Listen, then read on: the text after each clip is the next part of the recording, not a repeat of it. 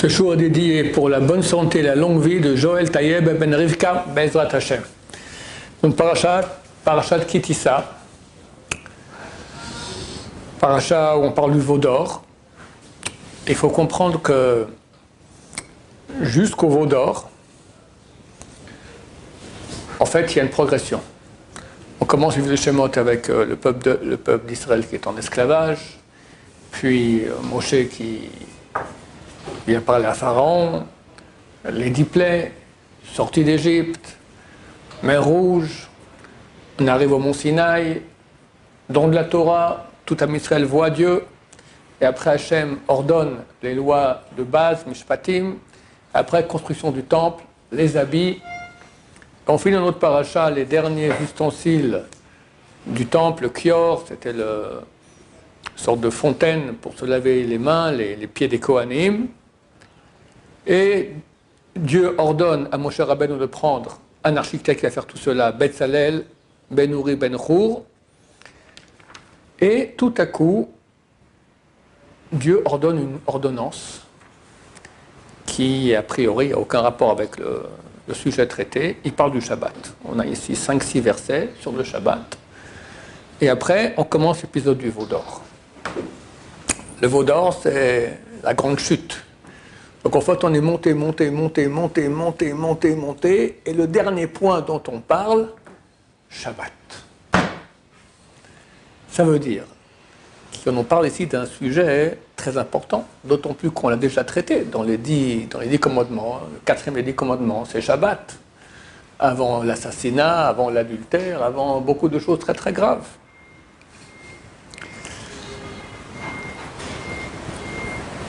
Le vrai problème, c'est qu'on ne se rend pas compte de l'importance du Shabbat.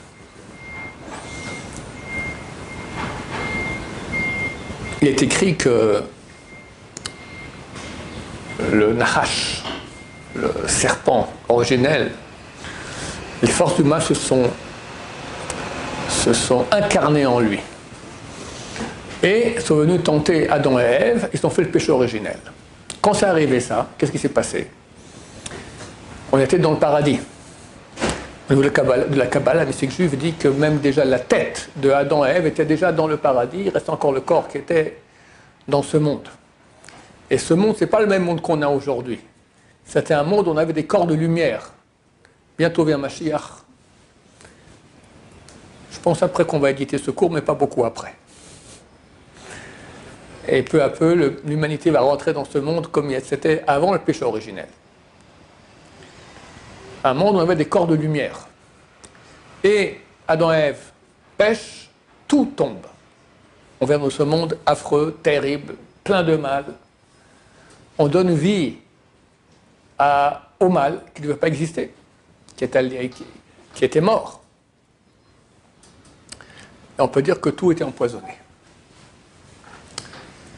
Mais en fait, le péché originel a été quand? Il a été vendredi. Le premier homme est écrit vendredi, même la Gemara dans Sanhedrin te dit chaque heure qu'est-ce qui s'est passé jusqu'au péché originel.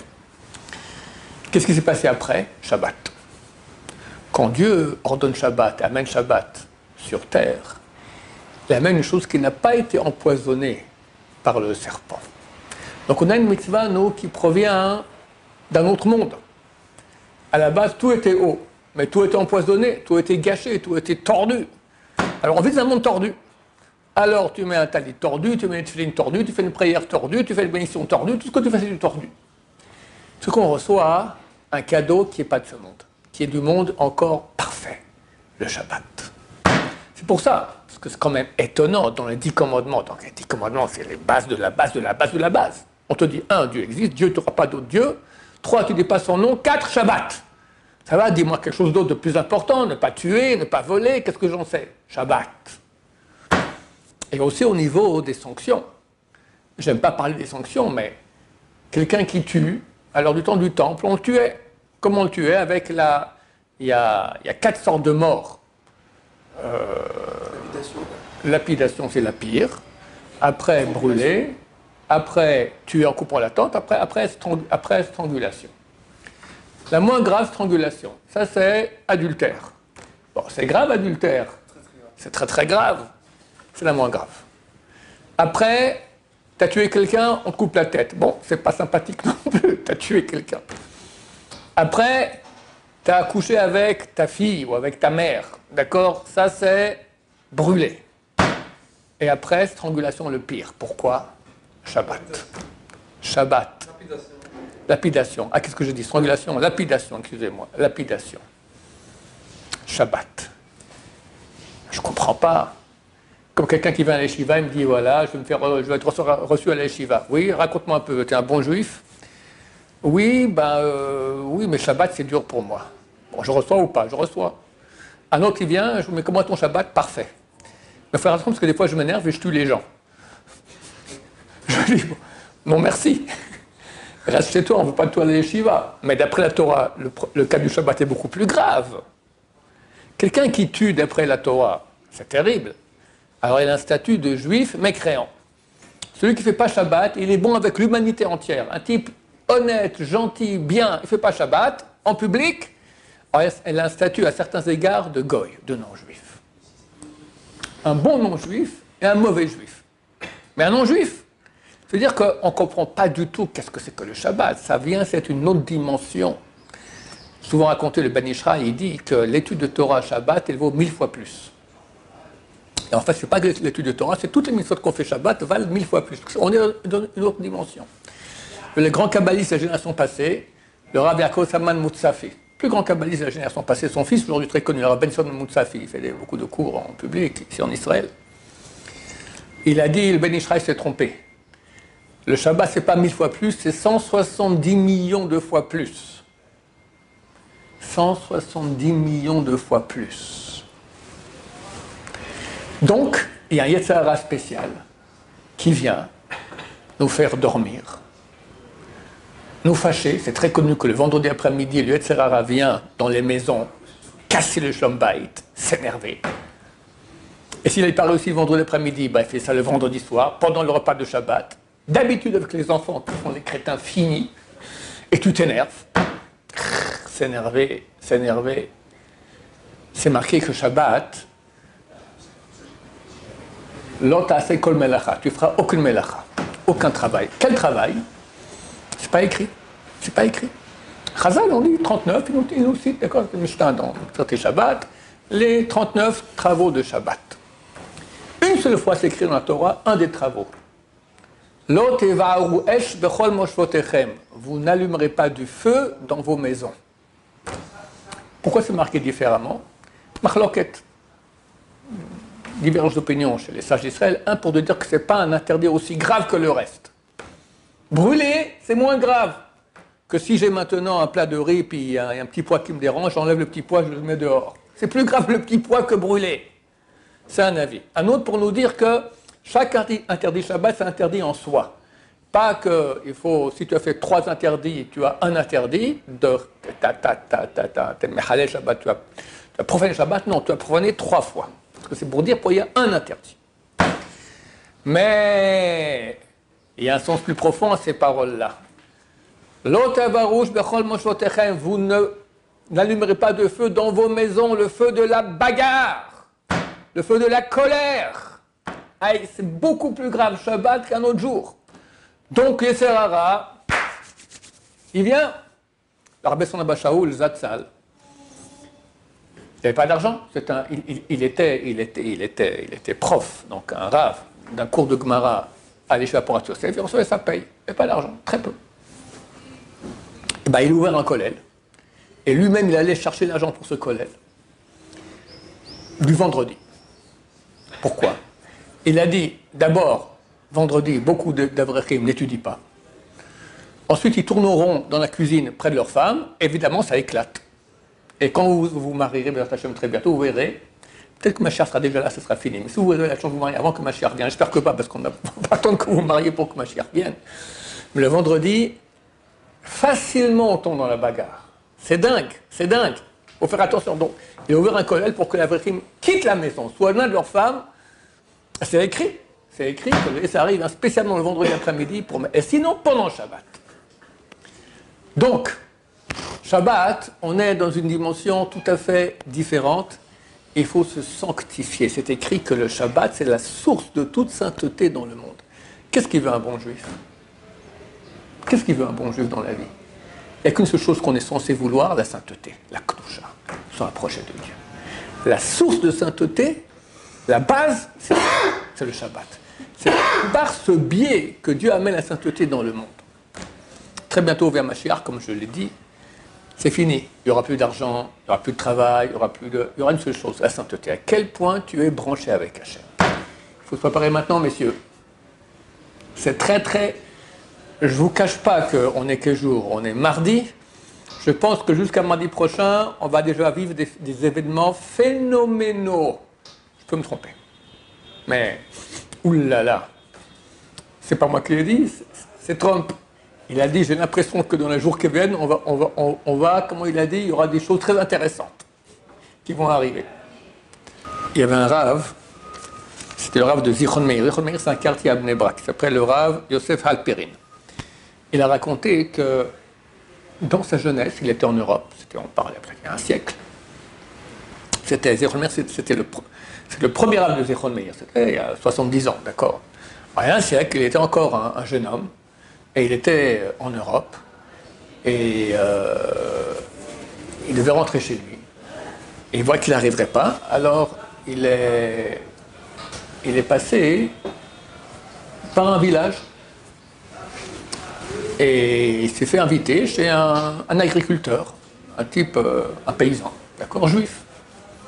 Bon. Et il voit que le paysan sort du mikvé avant Shabbat. Il a une autre tête. Il a une autre tête. Je vous ouvre une parenthèse à propos de la tête du Shabbat. Moi-même, j'avais un chavruta. J'ai étudié avec quelqu'un pendant 15 ans qui était mon rave, après mon ami, il m'a formé de A à Z. Et Shabbat, il allait au cours, il était marié avec la nièce du Rav Ben Sion Abba Shaul. C'est par lui que j'ai connu le Rav Ben Sion Abba Shaul. Et Shabbat, le Rav donnait un cours l'après-midi, le Rav Ben Sion Abba Shaul donnait un cours. Il m'est arrivé une fois d'être dans le quartier là-bas, je vais aller au Shiur.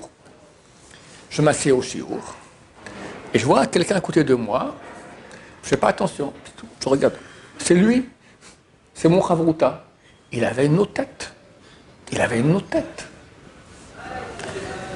Shabbat, on a une autre tête. Le Rav Wolbe raconte. Le Rav Wolbe, quand il était jeune, il passait à la yeshiva c'était Slobodka, si je me souviens bien.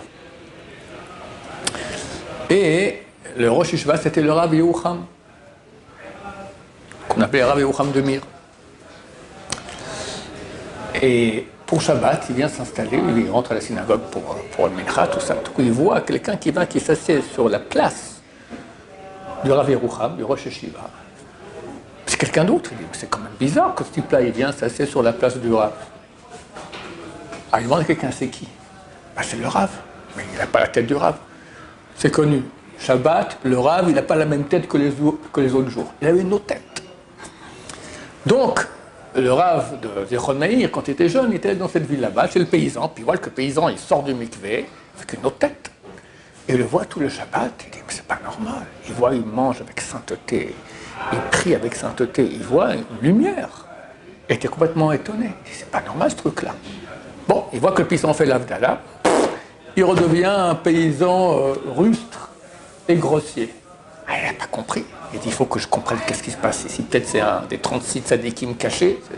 Chaque génération a 36 tzadikim cachés. Il dit, je vais rester. Il reste toute la semaine. Et il refait Shabbat chez lui. De nouveau, il le voit Shabbat. Une lumière. Il ne tient pas le coup. Ce Shabbat, il pose une question. Il dit, dites-moi, toute la semaine, je vous vois, vous êtes un paysan normal, quoi. Shabbat, je vous vois avec une sainteté anormale. Et oui, c'est vrai. Mais comment ça se fait? Qu'est-ce qui se passe? Je vais te raconter.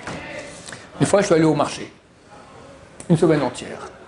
Et j'ai très bien vendu. J'avais comme ça une liasse de billets, une fortune. Et je repars pour aller chez moi. Et c'est vendredi. Et puis sur la route, ça prend du temps. Moi, je ne veux pas arriver chez moi à temps. Alors j'ai bifurqué dans un village qui s'appelle le village de Tchernovitch. Là-bas, il y avait un rave. C'était Rabbi Chaim Tchernovitch, qui est très connu. Il a écrit un livre qui s'appelle Sidoro chez Shabbat. C'est un livre des lois de Shabbat très très connu. Sidoro chez Shabbat. Je suis allé chez lui, je dis Kvod Harav, je reviens du marché, je ne peux pas arriver chez moi, je ne vais pas où passer Shabbat, parce que je ne peux pas passer Shabbat Je ne vais pas Shabbat dans la ville, mais j'ai une liasse de billets. J'ai très très peur qu'on me vole ces billets-là. Est-ce que je peux les mettre chez vous? Il dit, pas de problème. Mais le Rav de Tchernovitch, le Rav Chaim de Tchernovitch, déjà avant Shabbat, il partait déjà dans les mondes supérieurs, il était en pleine préparation. Le Rambam dit qu'il faut s'asseoir avant Shabbat et attendre le Shabbat. Le Rav de Brisk, il sait ça. Il allait au balcon avant Shabbat, comme ça, il fait quelques minutes, comme ça, il attend le Shabbat. C'est Shabbat Masketa, la Shrina, la reine qui vient. Pas comme ça, on la reçoit, tralala. Alors, il a dit, mets dans le tiroir, c'est bon. Il dit, ouais, non, mais il faut le verrouiller. C'est bon, je vais verrouiller, c'est bon.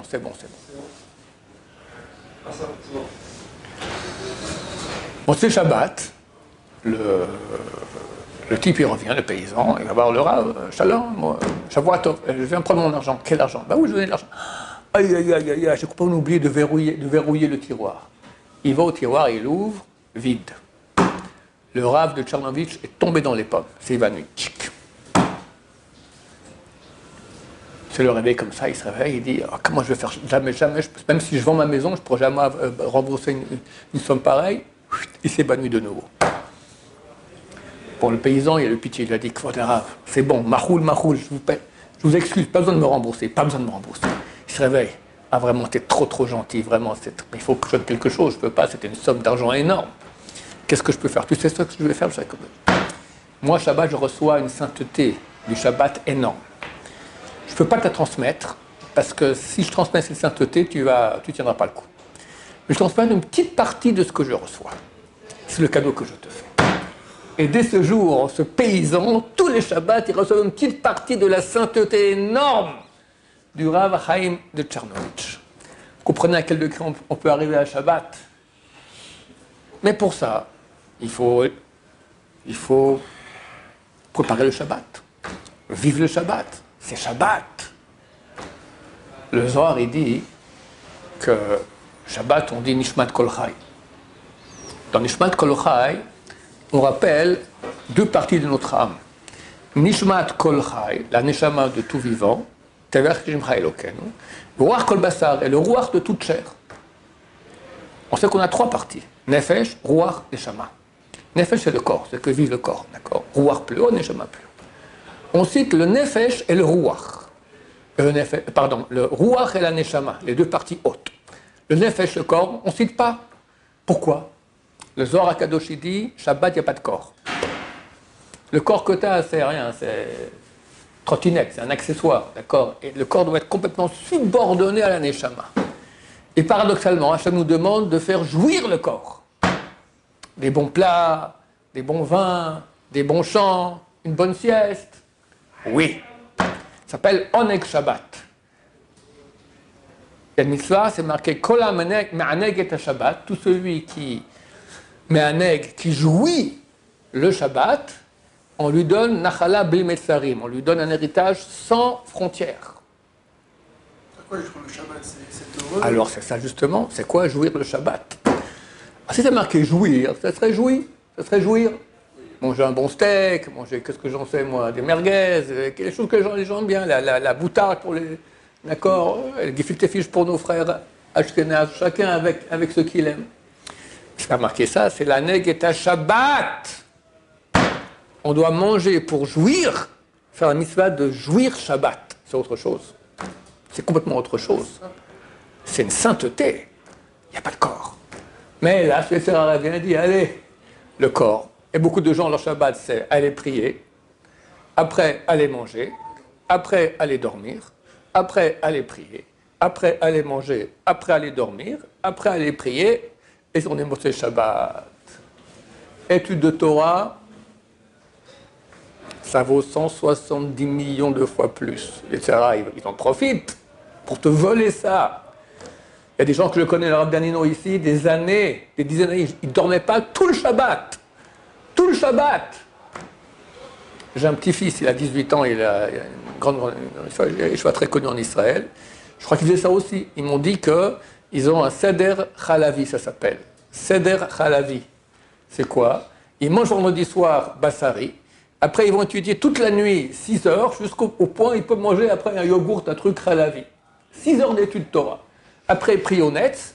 Et moi, innocent, J'ai cru qu'après toute la journée, ils étudiaient aussi. Je dis, je suis épaté à l'âge de 18 ans comme ça. Non, il m'a dit après ils vont prier Ness, ils mangent, ils vont dormir toute la journée. Ah bon, ok. Mais 6 heures d'études Torah, c'est déjà bien. C'est déjà bien. Rav Danido et d'autres ne dormaient pas tout Shabbat. C'est comme Napoléon. Napoléon, il dormait 3 heures par nuit. Mais pourquoi? Il dit, quand je dors, je ne suis pas Napoléon. Tu es content de se sentir Napoléon, d'accord? Quand il dort, et c'est pas qu'il est Napoléon. Shabbat, il y a la présence divine qui est là à la Malka. Tu vas aller dormir? Oui, il faut dormir. Le Rav de Kloisenbourg, il disait à ses enfants, vous mangez, après vous allez dormir 1 minute. En Ek Shabbat. 1 minute! Après vous levez, étudiez. Bon, c'est pas à mon niveau, peut-être c'est le niveau de certains internautes qui nous écoutent, mais Shabbat, c'est un morceau de Kudusha énorme. C'est Hachem qui vient, sa présence parmi nous. Et dans le paracha, on voit, V'yomer Adonai el Moshe lemor. Dieu dit à Moïse de dire, V'ata daber bnei Israël. Et toi, dis aux bnei Israël, les morts, de dire, Ach shabtota tishmou, gardez mon Shabbat. C'est très bizarre. On n'a jamais un truc pareil. D'habitude, Dieu dit à Moshe, dis au Bnei Israël la chose suivante. Là, il dit, et toi, il dit, Dieu dit à Moshe de dire, déjà c'est lui dit de dire, après, toi, tu parles au Bnei Israël et tu leur diras de faire Shabbat. C'est quoi ça? Attends, et toi? On n'a jamais ça. Comment Moshe Rabbeinu transmettait la Torah au Bnei Israël? C'est écrit dans la Gemara, traité Rouvin, page 54. Il venait, Dieu lui disait quelque chose, il appelait Aaron, son frère, et il lui dit toute la paracha, il lui explique toute la nouvelle halakha. Après, il s'appelait les 2 fils de Aaron, ceux qui ne sont pas morts, c'était Itamar et Lazare. Un se met à gauche, un se met à droite. Non, pardon, il leur explique, et Aaron est présent. Après, ils se mettent à gauche et à droite. On appelle les 70 sages d'Israël. Ils rentrent, Moshe leur réexplique. Ils se mettent à côté de Moshe, de côté à gauche et à droite. On fait rentrer tout un Israël, et Moshe Rabbeinu leur dit. Combien de fois Moshe il a expliqué? 4 fois. Aaron, ses 2 fils, 70 sages, tout Israël. 4 fois. Après Moshe sort, et Aaron, qui a entendu 4 fois, il dit ça, il répète ce qu'il a entendu à toute l'assemblée. Lui a déjà entendu combien? 4 fois. Il a dit, ça fait 5 déjà. Il sort. Après, les 2 frères ont entendu combien en tout? Les 2 frères, 70, tout Israël, plus Aaron, 4 fois. Ils disent, eux, 5e fois, ils sortent. Après, les sages d'Israël, comme ça, chacun a entendu 4 fois et certains ont dit une 5e fois. C'est comme ça qu'on transmettait la Torah. Shabbat, toi, Moshe, tu dis directement à tout Bnei Israël. Pourquoi? Pour qu'ils sachent. Ce n'est pas une loi normale. C'est une loi anormale. C'est un truc spécial. C'est un cadeau. Comment c'est écrit dans le traité Betsar? Tu diras à Bnei Israël, gardez mon Shabbat. Otchi benu benechem, c'est un signe entre moi et vous. Les dorotechem, pour vos générations. La date kanem et kadishrem, pour savoir que je suis l'Éternel qui vous sanctifie. Sur cette fin de verset-là, c'est écrit dans le traité Betsar, page 17. Ça veut dire quoi? Savoir que c'est moi qui vous sanctifie. Dieu a dit à Moshe, va leur dire qu'il y a un cadeau qu'il y a dans mes trésors que je veux leur donner qui s'appelle Shabbat. Pour aucune mitzvah, c'est écrit une chose pareille. Ce sont des ordres de Dieu, point barre. Là, il nous dit, c'est un cadeau qu'il y a dans mes trésors. Si Trump vient me dire, je vais te donner un cadeau qu'il y a dans mes trésors, je suis content. Je vais voir des S comme ça avec beaucoup de zéros derrière. De Dieu, un cadeau de Dieu, qu'il y a dans ses trésors. Et comme a dit un grand rabbin, il y en a qui changent le cadeau de Dieu contre un kougol. Kougol, c'est le bon plat des Ashkenazim. Ou contre une daf, d'accord? Tu prends le cadeau de Dieu et au lieu de sanctifier le Shabbat, d'étudier, de l'année ta Shabbat, tu jouis le Shabbat, pas toi, t'enlèves la sainteté, tu parles de bêtises, tu manges ta daf et tu vas dormir. Est-ce qu'il n'y a pas un plus grand gâchis que ça? C'est un gâchis. Alors je ne dis pas qu'il faut dormir 1 minute. Dors bien. Mais laisse du temps. et fais très attention à ce que tu parles. Si déjà c'est pas bien de beaucoup parler, Shabbat, moi j'ai vu le Rabbi Son Abba Shaoul, à la fin de sa vie, j'ai fait des fois un Shabbat avec lui entier. Il a dit 2 mots tout le Shabbat. Et quels 2 mots? Il y avait un refrain d'une chanson, il ne s'est pas retenu, hein, alors il a dit les 2 mots du refrain. Pas un mot, pas un mot. Alors bien sûr, ceux qui sont mariés, pas question d'agir ainsi. Quand tu auras 80 ans comme Rabbi Sion, tu pourras ne pas parler. Maintenant, il faut. Mais parle de sainteté, prépare des chidushim. Moi, je passe minimum 1 heure tous les vendredis pour préparer ce que je veux dire à table. Sinon, qu'est-ce qui se passe? Bon, on parle de rien, et on parle de rien. Et nos Shabbat, ils vaut rien. Et ça, je suis gentil, parce que très souvent, après, les autres qui sont là commencent à parler de choses interdites. Où tu as acheté ça? Combien ça a coûté? Qu'est-ce que tu fais demain? Des choses, on n'a pas le droit à Shabbat de parler d'une chose qu'on va faire qu'il est interdit de faire Shabbat. Et c'est plus grave. C'est plus grave ça que tenir dans sa main un billet de 100 €. Pourquoi? Parce que 100 €, c'est mouktsé, c'est interdit des rabbanan. Parler des choses interdites Shabbat, c'est marqué dans le prophète, d'Aber Davar, c'est des paroles du prophète, on appelle ça divrei Kabbalah. Shulchan Aruch il dit sur Purim, divrei Kabbalah qui est divrei Torah. Les paroles de Kabbalah sont comme des paroles de Torah. C'est comme si c'était interdit de la Torah. C'est un des grands pièges de Shabbat. Je raconte souvent et je répète, tu invites des gens, ta femme a fait un bon plat, la madame invitée, elle dit « Oh, c'est très bon, comment vous faites ça? C'est pas compliqué. Vous prenez les oignons, vous les coupez en petits morceaux, interdit de Shabbat. Après, vous les mettez sur l'huile, vous les cuisinez, interdit de Shabbat. Vous mettez sur le feu, interdit de Shabbat. Après, tu fais ci, tu fais ça, tu fais ça. Chaque fois, c'est un interdit de Shabbat, d'Aber, d'Avar, interdit. Parce que tu n'as pas le droit de faire ça pendant Shabbat. Et tu expliques comment faire à la dadam. Attention, c'est un piège, un piège.